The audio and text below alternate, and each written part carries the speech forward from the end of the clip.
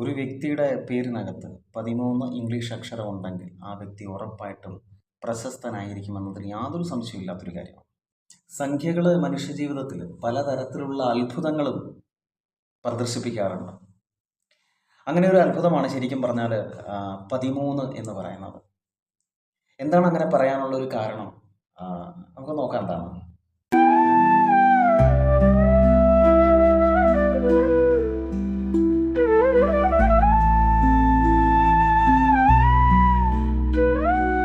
ഒരു വ്യക്തിയുടെ വളർച്ചയും അല്ലെങ്കിൽ ഉയർച്ചയും ആ വ്യക്തിയുടെ പേരും തമ്മിൽ ഭയങ്കര ബന്ധമുള്ളതായിട്ട് കാണാം അല്ലേ? നമ്മൾ നോക്കിയാൽ മതി, നമ്മുടെ ചുറ്റുപാടൊന്നും എടുത്ത് നോക്കിയാൽ മതി. ഒരു വ്യക്തിയുടെ പേര്, ആ പേര്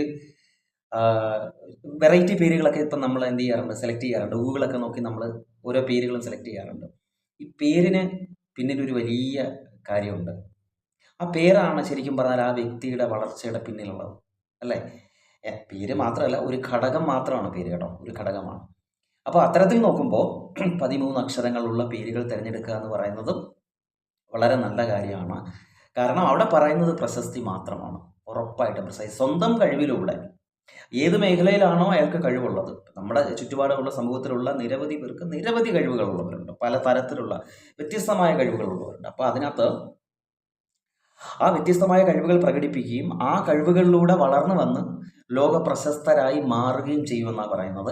അതുപോലെ തന്നെ ഈ 13 അക്ഷരം വരുമ്പോൾ ഇപ്പോൾ ജന്മന ആ 13 അക്ഷരമുള്ള പേര് കിട്ടണം, അല്ലെങ്കിൽ ജനിച്ചു കഴിഞ്ഞിട്ട് അച്ഛനമ്മമാർ 13 അക്ഷരമുള്ള പേര് കിട്ടണമെന്നൊന്നുമില്ല.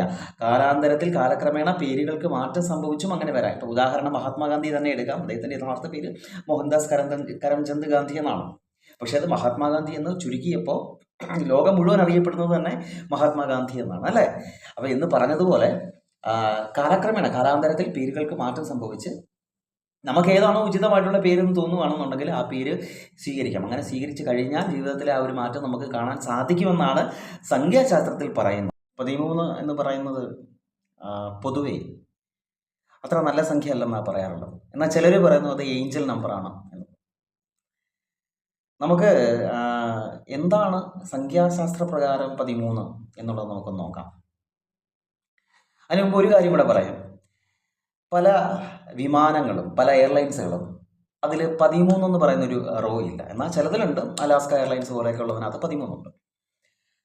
അതുപോലെ വലിയ കെട്ടിടങ്ങൾ, അതിനും 13ാമത്തെ ഒരു നില ഉണ്ടാവില്ല. അതിന് അങ്ങനെയുള്ള ഒരു രീതി 13 അത്ര നല്ല സംഖ്യ ആയിട്ട് കണക്കാക്കുന്നില്ല പല രാജ്യങ്ങളും.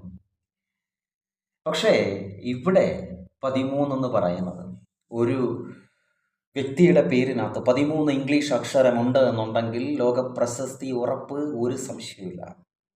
നമ്മുടെ സമൂഹത്തിലെ കാര്യം തന്നെ എടുത്തു കഴിഞ്ഞാൽ വളരെ ചുരുക്കം ആളുകൾക്ക് മാത്രമേ 13 അക്ഷരങ്ങൾ വരുന്ന പേരുകളുള്ളൂ അല്ലേ?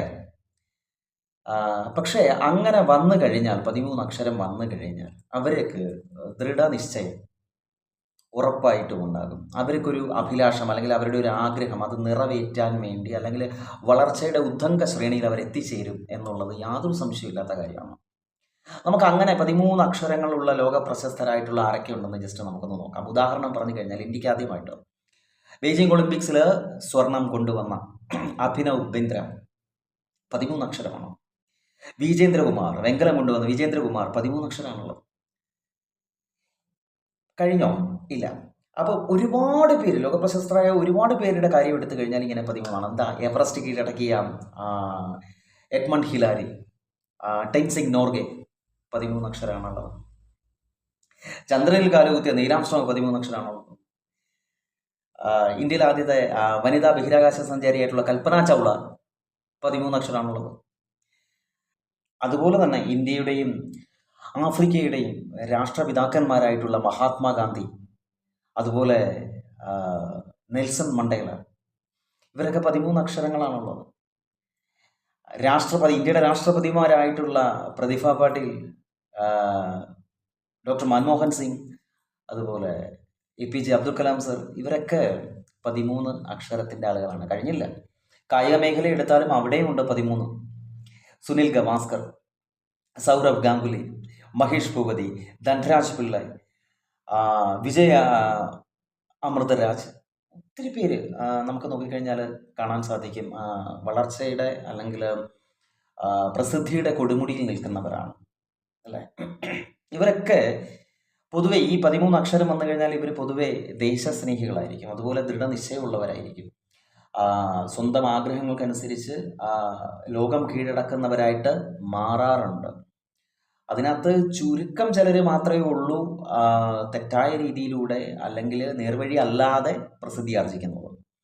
ഉദാഹരണമായിട്ട് പറഞ്ഞു കഴിഞ്ഞാൽ സദ്ദാം ഹുസൈൻ, അദ്ദേഹവും ഈ പറഞ്ഞ പോലെ 13 അക്ഷരമാണ് ഉള്ളത്.